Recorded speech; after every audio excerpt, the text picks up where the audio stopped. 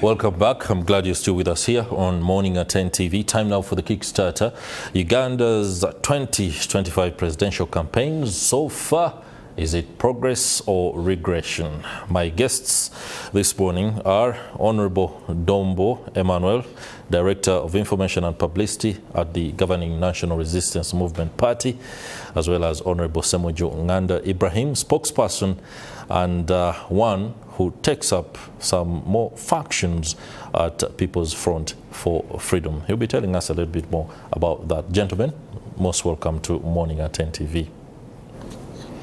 Thank you and good morning to... Thank you and good morning viewers and listeners. Oh, great. Before we delve deeper, what's your take on how the campaigns are running right now? Any particular concerns on the part of the National Resistance Movement? Is the police giving you a hard time? The National Resistance Movement is a law-abiding party. And one of the things the national chairman usually emphasizes is making sure that we abide by the regulations.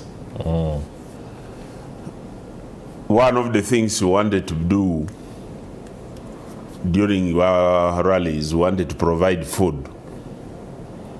And the national chairman said, go and find out from the Attorney General whether this doesn't break the law. And when we met the Attorney General, he said this contravenes the electoral law and we shall not be adjudged well. And a number of things, doing processions.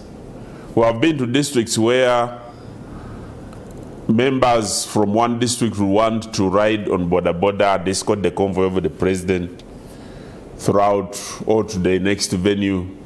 But the national chairman has always declined to say no, let us abide by the law. So far, the National Resistance Movement has tried as much as possible to abide by the law. And we're waiting for this nomination. We don't know how our members of parliament are going to behave, but we still encourage them to abide by the law. And looking at the general campaigns, it's very pleasing to note that having peace or having a peaceful campaign creates an opportunity to weigh the candidates better. Because right now, people sit and listen to the message of the candidates. And visibly you see candidates who emerge and they don't have any message at all. And it enables the people to make a better decision. Actually, the previous elections where there was violence, and where the police or the security agencies used violence against some of the candidates, we were adjudged badly because, one, it was considered as if it was in agreement with NRM because one of the candidates was also the national chairman of NRM.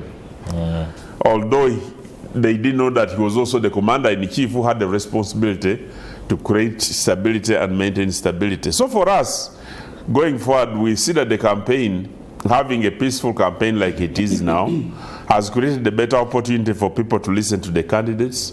And yesterday I was in the downtown part of Kampala when I had just come from the field. And you'd listen to the people saying, do those people who appear on the rallies, are they genuine? Are they this? I said, but is it true that you give them money to come? Those are things that have been on social media. Nobody is paid money to come. In some situations, some people have been assisted either by members of parliament providing transport or our flag bearers providing transport to transport people who have been from distant areas. But generally, the campaign is good. And if we moved like this up the end of the election, or the end of up to voting day, then the people of Uganda will have an opportunity to make a better decision and also to get better people to represent them. Because if this also happens to the members of parliament, then we should be able to create a better parliament, but also to have a better candidate to go through as the president of Uganda. Okay, thank you very much, Mr. Dombo, for that overview. I'll be returning to you shortly, especially with regard to the conduct of some resident district commissioners who tend to want to determine who goes on what procession and who does not go. Honorable Semoju Nganda, the People's Front for Freedom is, of course, not with a candidate in the presidential election. You have a very good vantage point of observation of what is going on. What's your take? First of all, these particular presidential elections, the election has been constructed by the state to suit two limitations of President Museveni. The first limitation is that Mr. Museveni officially is 81 years old, and I'm using the word officially because he writes in his autobiography, Sowing the Mustard Seed, that he doesn't know when he was born, that one of the daughters assigned him a day on which he celebrates his birthday. So officially he's 81 years old. The energy in his body has reduced normally. So he can't do a cutthroat competitive campaign, especially competing against young men. So that's how the state has constructed this campaign, a campaign of an 81-year-old man. How should it look like? Because sometimes in a campaign you respond to what your competitors are doing. If they have a procession, because processions by their nature is enthusiasm. So they have constructed this campaign with the main objective of ensuring that there is no energy in the campaign, there is no enthusiasm like the previous campaigns. I remember 2016 when Dr. Besigye was nominated in Nambole. We had that road to ourselves for nearly 4 hours from Nambole to Kampala. You not injure anyone, of course you inconvenience people, but that happens once in 5 years. At that time, that luxury they were allowing because Museveni was not as old as he is. But two, Museveni has also lost popularity, which is also a natural consequence of being in power for 4 decades. So he doesn't want his crowds and his support to be measured against the support mainly of Kyagulanyi, of NOB. So one way of ensuring that comparison is not made is to make sure that you blanket the campaign of the other people for it. Because campaigns, the effect of a good rally in Kampala is that when you go to Wakiso, it will even be bigger. Because human beings tend to be activated by what they have seen elsewhere. So this campaign has been constructed, as I said, to suit the 81-year-old President Museveni, Dombo's candidate, but also the loss of popularity. So when you see police restricting Kyagulanyi mainly and others, I think others, they are doing it for the ceremony, just to make it look like they are not targeting the main competitor. It is not because Kyagulanyi is going to step on anyone's tomato. Some of the roads are barely used. I have gone to eastern Uganda and used one time I used the road from either Bugweri, the one that goes to Kumi, and then you go to the one that goes to Parisa, and then you go to Kumi. I was on that road almost alone. I met only 2 vehicles. But even there they will say no procession here, you are going to disrupt traffic, even where there is no traffic. So the idea is that you must blanket this campaign for it to shrink it, make it look like a small so that it doesn't raise enthusiasm. So far what you see is still playing out the way they wanted it to play out. That you can, because Museveni has all the resources, he's using the Bank of Uganda, all the money they think is theirs. They will refer, including using trucks. You saw when they were taking signatures to the Electoral Commission, they're using UPDF trucks to take back the supporters, the alleged supporters of NRM. Some of them could even have been soldiers. So they can construct a very big rally for him by failing everybody and then stop you. Because for us, historically, you will be the one you'll be the one attracting people even to go at Harare. They need to see you because there is no immediate material benefit like the Dombos. For them, they will send the money earlier. Last time they were sending money to even LOC village chairpersons. So the whole state infrastructure is deployed to ensure that they have constructed a very big rally from 7 and then make sure that for you don't go to areas of high settlements, urban centers and so on and so forth. So far that's how the campaign is moving. This is a M7 campaign.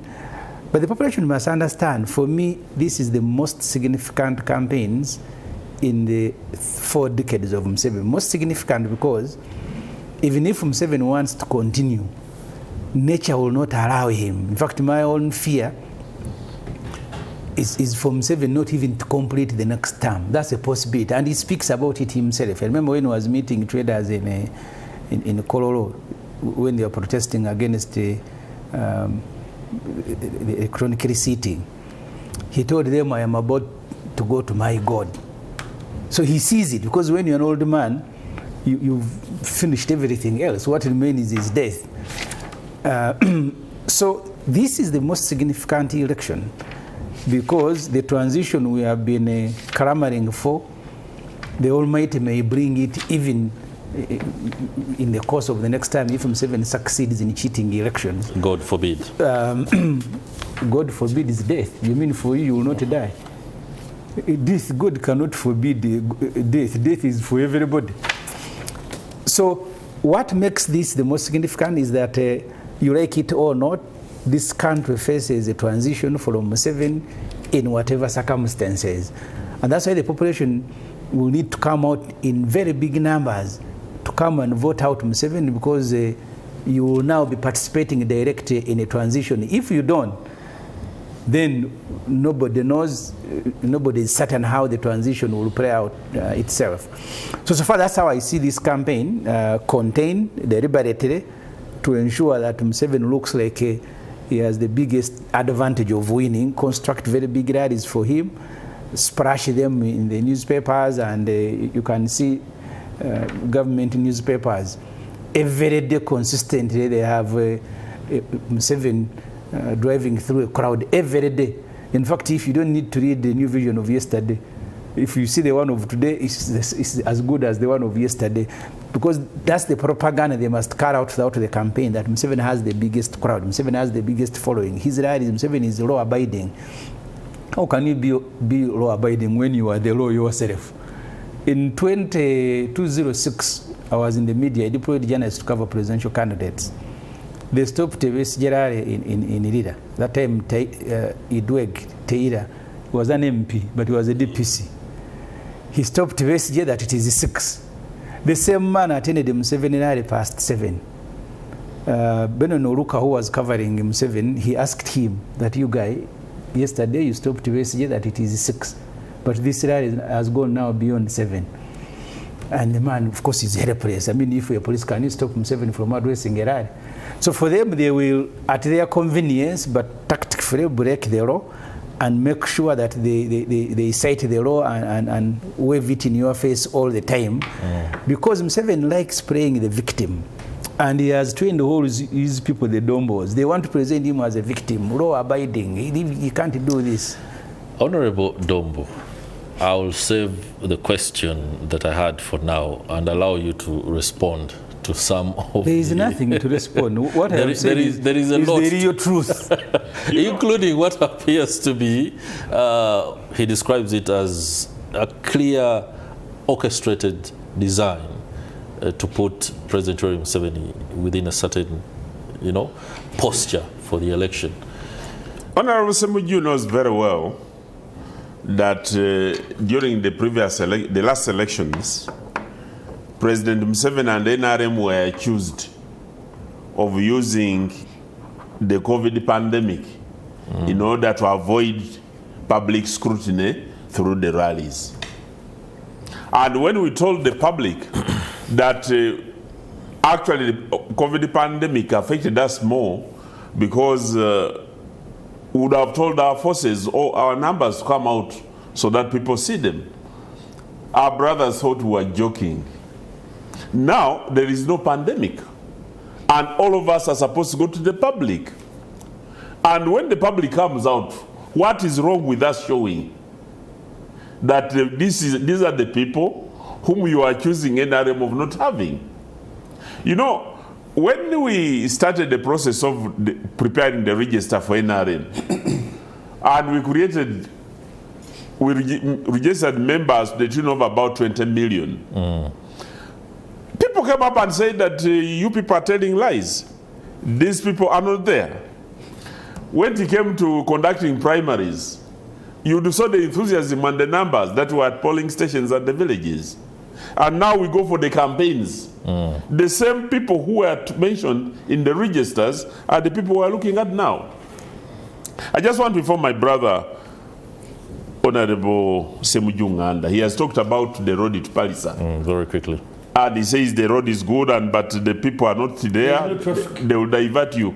I want to tell you that during the Omolo elections, on the same road, Bob Wine lost about 4 people who were accompanying him to Omoro. On the road he's talking about. People die every day on Masaka. So that's what I'm telling you, that on the road he's talking about, that there is no traffic. If Honorable Bowen had abided by the regulations then, those dear councillors of Iganga and Busoga wouldn't have died. So even the road all the road accidents Uganda have had involve Bob Wine. Honorable. No, all the road accidents that occur because people violate the regulations. And because Bob Wine violated the regulations, the people had. Then secondly, I want to tell you that for us right now, given what we have witnessed in the Lango sub-region and West Nile right now, you would see that what we are looking for is the percentage. How do we augment the percentage with which we are estimating to win the elections? But the victory is already, you can see it. When you look at the level of endorsements, the people who endorse or who pray for NRM to succeed or President Museveni to win, and when you see the numbers that come for the rallies and the enthusiasm and the confessions and the testaments that they make, it gives us very hope. And then finally, Banasem Uganda should know that incumbency comes with certain advantages. He himself, because he's an incumbent. Okay, that is well stated, no doubt about that. We shall, of course, look at it a little bit deeply when we return. What is happening in Bukedea right now is that today is International White Cane Day, and of course the national events are going to be held in Bukedea, and the day or events are organized by the Uganda National Association of the Blind. We have an interview with one of the top officials at the association who will also bring us up to speed with exactly how the blind and persons with other impairments are faring in as far as the manifestos of the presidential candidates are concerned. Those are also sentiments that the panelists will also give us what they think the manifestos have for them. Kenneth Odela, take it away. All right, thank you very much. We're glad to have you back. Of course, the conversation when you have very combative panelists does continue behind the scenes, and we shall be sharing some of what we were talking about as we go along. We had gone into the interview with Kenneth Odele and the official from the Association of the Blind in light of today, the International White Cane Day. I would just love to engage Honorable Semuju Nganda and Honorable Emmanuel Dombo on how the manifestos of the various candidates align with the needs and aspirations of people with disability. Many times when the euphoria is on, we tend to forget that those particular manifestos, what will be rolled out, will affect, and if not implemented very well, perhaps negatively dent the aspirations of such individuals. Honorable Semuju, you go first. Do you believe that the NRM, FDC, National Peasants Party, the Commonwealth's Party, and indeed the National Unity Platform are well aligned when it comes to the aspirations of not only the blind, but people with disability? Almost every campaign platform will attempt to speak to every community and every group. I want to confess, I haven't read all the manifestos. I have read the summaries. So I'll be wrong to tell you that I have read every single detail in these manifestos. But what would you love these manifestos to have in light of those from my interest groups? From my position as a shadow minister for finance, my only disappointment with all the manifestos is that they are not costed. I saw one of the presidential candidates promising to take PDM to the village. And he said he will be giving 100 million per village. The villages are about 72,000. That means for PDM alone, you will need about 7 trillion. I saw another. So they have made pledges that are wild, but because they are not costed, so people don't hold them to those promises. Because you just need to look. So there is no presidential candidate who in the first, second year, third year will invent the sources of revenue.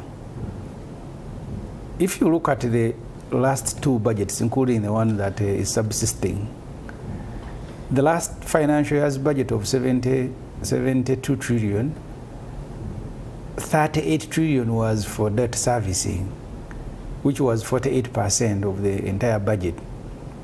You have wages and salaries at about 8.5 trillion. And then you have other, other non-recurring. So if you look at the budget, there is very little room to adjust. Maybe if you adjust it like we've done and costed, if you save money that these guys are wasting on vehicles, on seminars, you will have about 6 to 7 trillion. So some of the promises people are making are wild. The ones of M7 are also as wild as they have always been. But I think they are more careful because they are running the state. They hide them, so they just make blanket promises. I will create a fund for all, the Kiraji. I will create a fund for everybody. It doesn't tell you how much that fund will be. And it doesn't tell you when, the roadmap to have it created.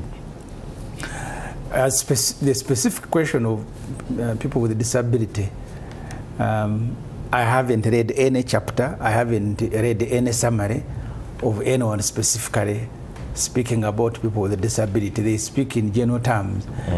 Because see, these groups have become campaign structures.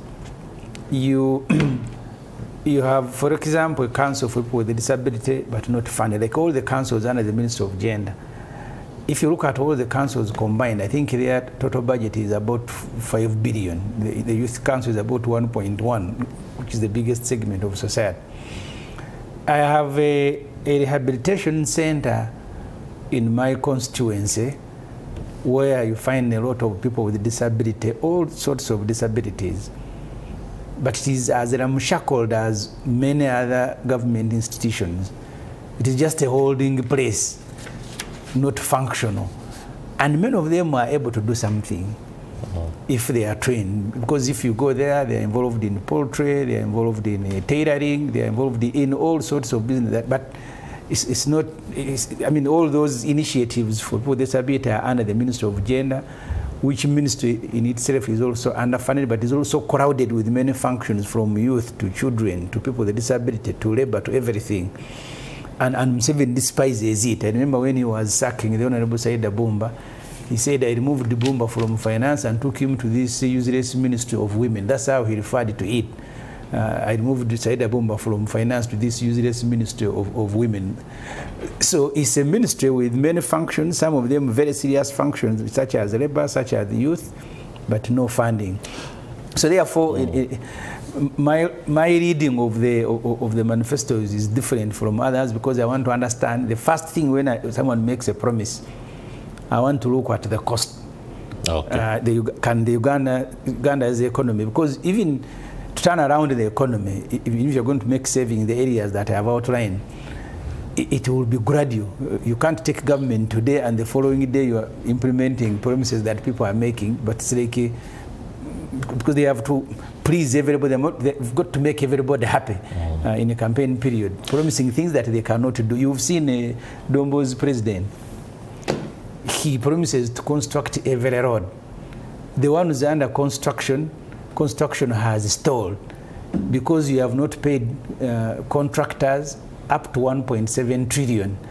On some roads, construction has completely stopped. Okay. But he promises others everywhere he goes. Honorable, thank you for that. And Honorable Dombo, the NRM has been widely accused of politicizing special interest groups. So much so that within these special interest groups, members that are seen not to align with the national resistance movement don't receive the favors that those who are aligned to NRM do receive. Clarify on that.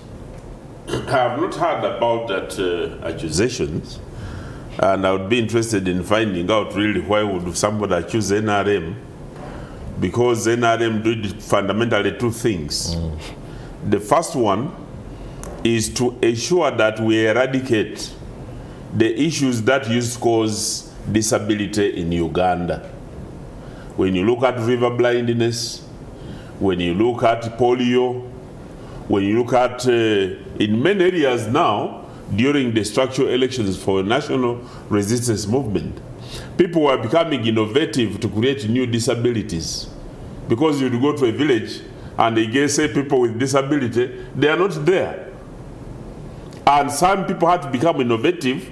Most of the disabled people now being created in Uganda are because of border accidents. That's an area that we need to work with the police, and they wrote the awareness campaign in order to reduce on the accidents. Otherwise, people who used to become blind or disabled at birth purely because of the poor medical facilities or inadequate medical supplies, those ones are no longer there. They are very, very, very few, if any.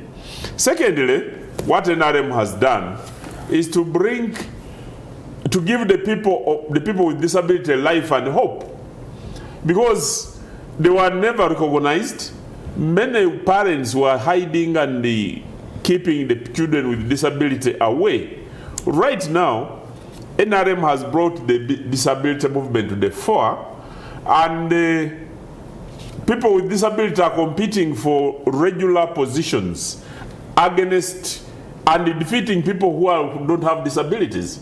I want to tell you that in Ikwania, I was surprised, in Ikwania district, the chairman of NRM of Ikwania district is a blind man. And when we went for the rallies, and he was asked to come and talk and invite the president, he had to be guided by somebody to the rostrum to talk and invite the president. In which case I asked, under what circumstances, even the former chairman of NRM in the Bukomansim is called Mr. Shafiki Mwanje, who right now is a SEC member of the Central Executive Committee.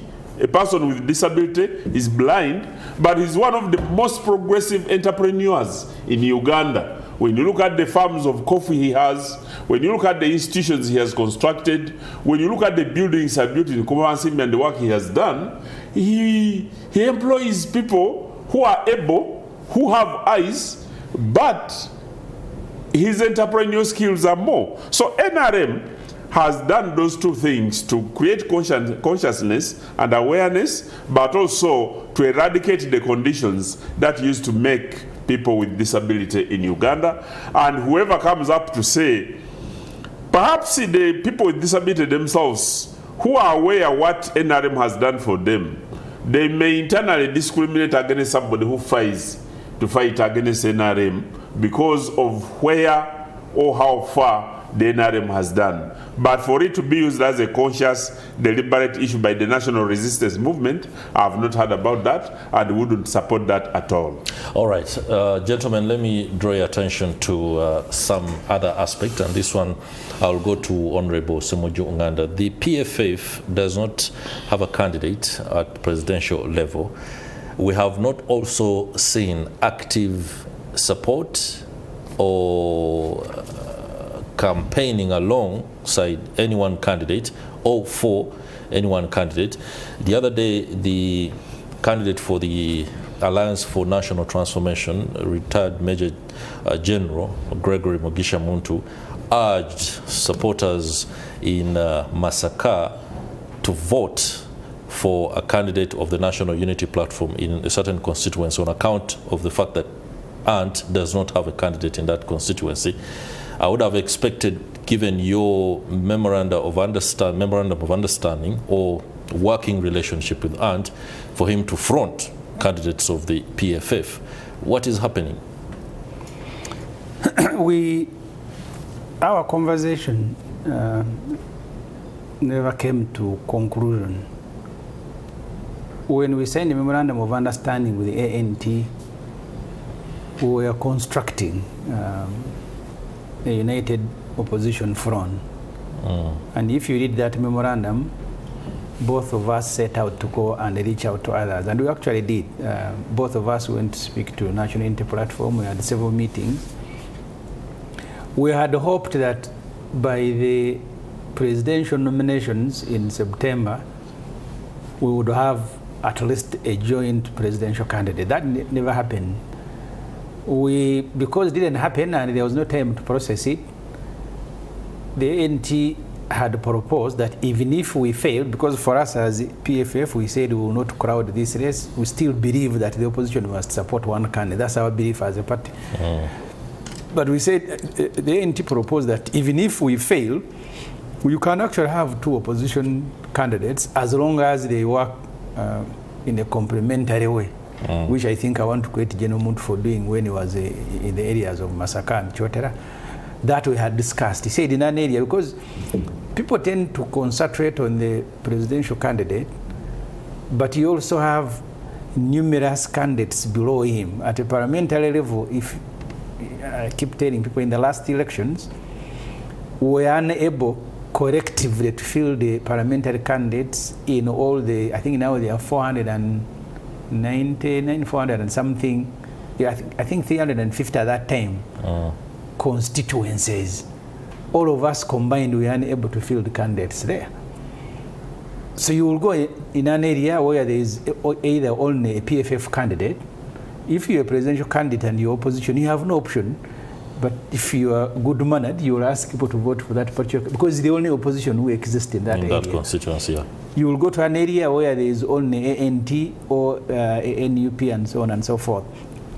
So far as the PFF is concerned, that's where the conversation stopped. Our desire was for a joint opposition presidential candidate, and campaigns have taken our colleagues, they have spread throughout the country. But internally we are processing and speaking to, we will not make a public pronouncement that this is the decision so far, but internally we are communicating, and we think it will be of a benefit to the opposition. I think that is where in that way. That is where you leave many Ugandans shortchanged in the announcing of attempts to reach an understanding. You're grand and you call upon coverage. However, if you do not agree on the way forward, somehow we don't know what is happening. And the assumption is maybe you agreed to work in a certain way. Campaigns have their own unique challenges. In the last elections, when the Honorable Chagulanyi was arrested in Ruuka, I think that time we were still in FDC, and Amri had arrested in MPG, and both of them brutalized. You must have seen all of us at Hotel Africana issuing a joint statement. Right. Because it's not just campaigning alone. There are many other logistical and administrative issues that you deal with in a campaign. When the PFF, our first delegates conference, we were raising money, and NUP gave us some money. So this rivalry, we know how to deal with it. So sometimes we may not be communicating all the details because the Dombos will pick it for free. Okay. Yeah. Let Mr. Honorable Dombo pick up on the aspect of President Yoweri Museveni. Of course, as a presidential candidate, when he's campaigning in particular districts and constituencies, the flag bearers for the NRM are given time to also speak to the people. Why am I asking this question? He said that independents who did not make it, or people who didn't make it in the NRM primaries but would love to be independents, are free to contest in constituencies where there is no NRM flag bearer in order to beat the opposition. at the end of the day, isn't this pitting the party against itself in a way that might not be clearly, or rather clear right now? Because if you give blanket permission, if you want to be an independent, please look out for places where the NRM is not. What kind of strategy is this? I think President Museveni is the national chairman of NRM, and he knows that we have a party constitution. And it is his responsibility to ensure that he safeguards and implements the provisions of the constitution. And which he does outrightly and clearly. And in his communication, he has come out vehemently to ensure this happens. Even last time, when we went to Raktura to have a meeting with him, we wanted to begin enforcing parts of the constitution, including the sections which talked of expulsion of members who oppose the candidates as provided for in the constitution.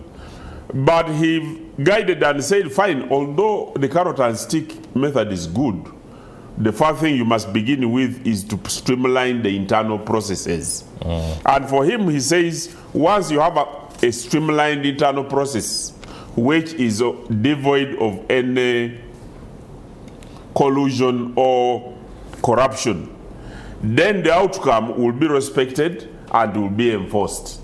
But now when you go to the the challenge that he has as a leader of the party, is that in the recent meeting he had with members of parliament, they came up and confessed, but even those in some districts, they came and confessed that actually there were some alterations, fraudulent alterations of the outcome of the results, in which case some of the results that were declared may not necessarily reflect the feeling or the will of the people.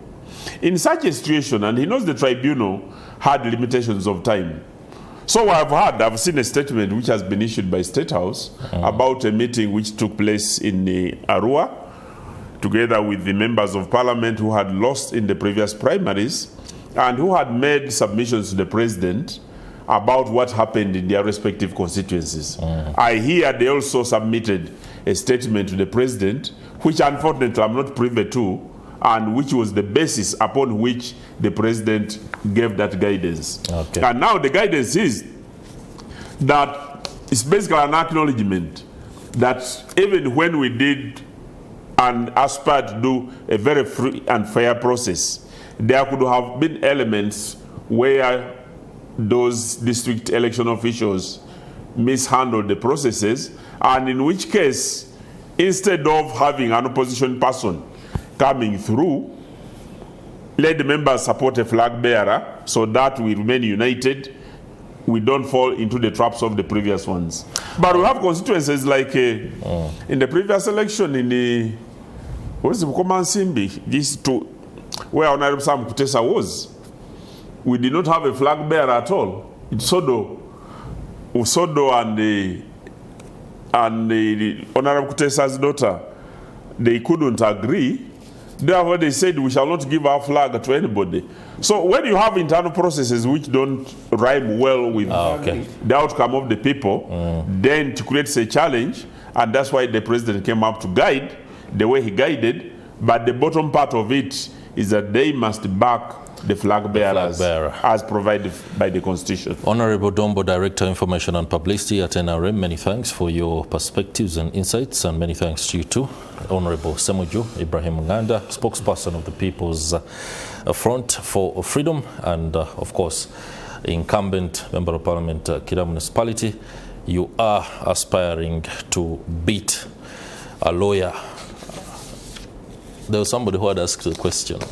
You wanted a lawyer in a certain party to be given the opportunity to run, and somebody asked, why don't you give the lawyer in your constituency the leeway to also come, and then you return to journalism? Because he's not a musician.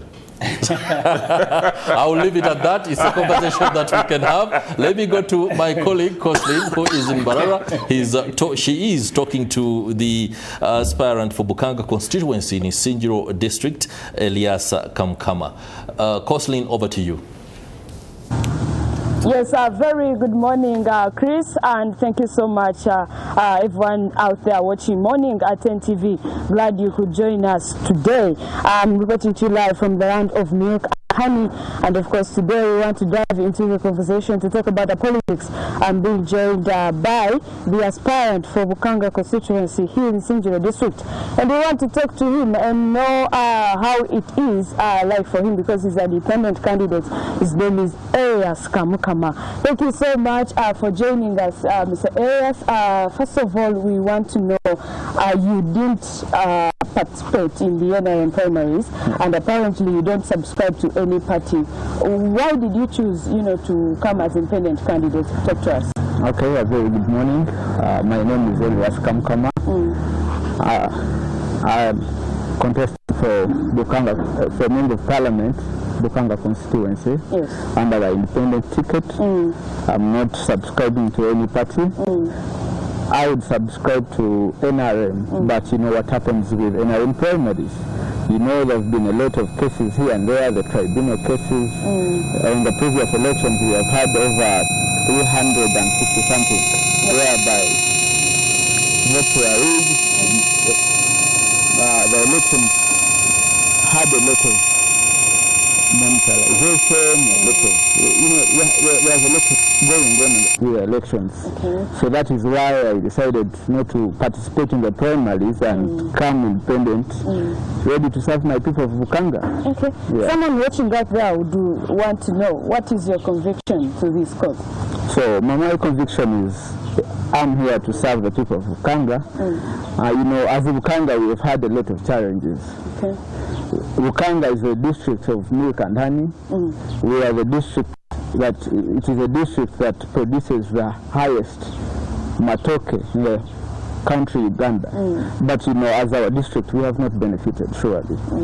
If you take a look at what is transpiring, how people are, the prices of the matoke, transportation of the matoke, there is a challenge of the roads, we have a lot going on. We have drought whereby, we need a lot of things to change within our constituency. And these things would be changed by our representatives, our Member of Parliament. But then at the end of the day, we have not had anything. Where due credit, we shall give the credit. But, we have loopholes. We have, our people are suffering. For instance, if you to take a look, the banana factory. Even in the same, what we are the leading. But talking about the challenges that are facing farmers, leaders have tried so much to ensure that at least they provide the water. We know in Sinjiro district, like the entire district, there is a challenge to deal with the water. People cannot access clean water. However, leaders have tried. What are those strategies? What do you have in plans to ensure that people access the water? Because we have people who do cattle keeping, and they cannot access the water. People travel very long distances, school-going children. What are your strategies? So one of our strategies is, because now it is not only about Elias, it is all about us with the people of Bukanga. So one of our strategies is we are trying to, teach people on irrigation schemes. We need to engage the government. We need to, bring these more services. Okay. We are lucky that we have generated water here in Kagera. So, and we are lucky water is coming to our constituency. But then there is another challenge whereby these people there are people who don't do what? Who cannot subscribe to pay the service, to pay the subscription fee for the water. And at the end of the day, the planning of the water is that there will be community taps. You can imagine. So that means someone has to still travel miles to collect water from the community tap. Maybe briefly, what is your opinion? You know, most candidates, the incumbents that we have that were on NRM ticket, they lost, you know, during these primaries. Yeah. What is now they've you know showed up and they're like they want to come as independent candidates. Yeah. What's your opinion on these political parties? Do you think they still influence our politics here in Uganda? Yeah, at a percentage of 50% they do, but then there are challenges whereby these political parties, you know, get engaged or give cards to people who are not really leaders. At the end of the day, you find these political parties monetize the way they give out their cards, whereby the rich are the only people that do what? Get the cards. And at the end of the day, they are not the leaders. They are not ready to work for the people. These people go and buy the cards. You take a look what happened with MOP. People are buying cards. But deep down in that person who is ready to present the people, they have nothing to offer. Thank you so much. He's a Raskam Kama, and apparently he's aspiring for Bukanga constituency. I'm here to let you know that we still have presidential campaigns ongoing all over the country, and we shall be giving you updates here on NTV. Let me hand you to Oshu, who is in Koboko right now, and he'll talk to us on how the environment is this morning. A very good morning, Oshu. Talk to us, please. Councillor, thank you very much for giving us the update in Mbarara, and I need to say that this is of course our time-to-time update as far as this particular political season is concerned. I'm coming to you live from Koboko municipality, where yesterday the NRM presidential candidate Yoweri Kaguta Museveni did conclude his day's campaign. He first started in Maracha district before concluding the day in Koboko municipality and Koboko district. Now in the two districts, my general observation is that he still re-emphasized on his message on what the major priorities of NRM has been over the years, and he did say that when you look at the party over the years, their major priorities centers on issues of development, peace, and also fighting poverty in the country. And to have this conversation better, this is so far the fourth day of the NRM presidential candidate Yoweri Kaguta Museveni's campaign in West Nile ever since he had entry via that is Pakwach district after having Oyam. I want to understand what is currently the progressive status of this particular campaigns here, and this morning I'm delighted to be joined by Hajat Medina Nahamojare, who happens to be the NRM director in charge of finance, but also she is the head of mobilization here in West Nile. Tomorrow, the head of state, who also happens to be the NRM flag bearer, will be heading to Cherego district and Yumba district. Today he is taking a rest. Let's have this conversation straight. Good morning, madam. Good morning, and I'm so excited to be hosted on NTV this morning. It's a bright day for us, the NRM people in Koboko and in West Nile at large. Maybe we are seeing these campaigns already progressing. We want to understand generally, as being a party in your camp, what is the current progressive status as far as these campaigns are concerned? Right now, I can tell you that the crowds in West Nile and even Lango, where the president was in the north, have showed that the NRM is on a way to an early lead. The crowds have shown us that the people are excited. The people are indeed saying that we are protecting the gains or the achievements of the NRM. We want to consolidate them. We want to sustain them through the leadership of His Excellency Yoweri Kaguta Museveni. It is all happiness under the NRM. It is all excitement under the NRM. It is a moment of joy for us to give back to the person that has greatly supported us, the person that has brought us from exile. Majority of West Nilers were in exile because of the previous governments that didn't give us a good leadership. But the NRM government has ensured that, one, that the NRM people, that the people of Uganda have been treated equally. He has sustained peace for the people of Uganda. through the leadership of His Excellency Yoweri Kaguta Museveni, has ensured that we, as the NRM people, are living peacefully in our houses. As I speak here from Koboko, our neighborhood just 12 kilometers away from here, South Sudan, people are very, very excited. People are saying, in South Sudan, there is war. People are not sleeping peacefully. People are not sleeping soundly in their houses. But here in Koboko, we sleep well. People celebrate day and night. So the signs of peace are very clear and eminent here. When it comes to infrastructure development, this road linking Koboko, Arua, and 2 other districts here is one of the best roads in this country. We have been connected to the national grid as West Nile, and also including Koboko. We have been supported. Like yesterday, you saw the report, over 18,000 households here in Koboko, just in the last 3 years, have been supported under the PDM with over 18 billion shillings injected here in Koboko. That is progress in terms of wealth creation.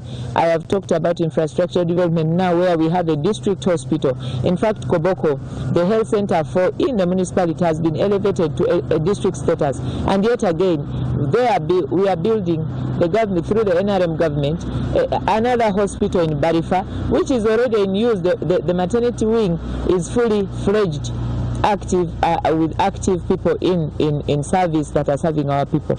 We've made great strides in terms of ensuring that the larger majority of our people that were stuck in poverty have now been, moved out of that. His Excellency made a great move in terms of telling our people to stop growing tobacco that was, affecting our souls, that was not giving progress to our people. And when our people listened, for instance, in Koboko here, the introduction of cocoa has now elevated people from subsistency to the money economy. We now have over 60% of our people in the money economy, but the NRM is saying we want 100%, we want everybody. That's why this manifesto is emphasizing wealth creation, and the next 4 to 5 years of our term of office will be all about ensuring that the NRM people are all out of poverty. Okay. Of course, this has been the message from the head of mobilization here in West Nile,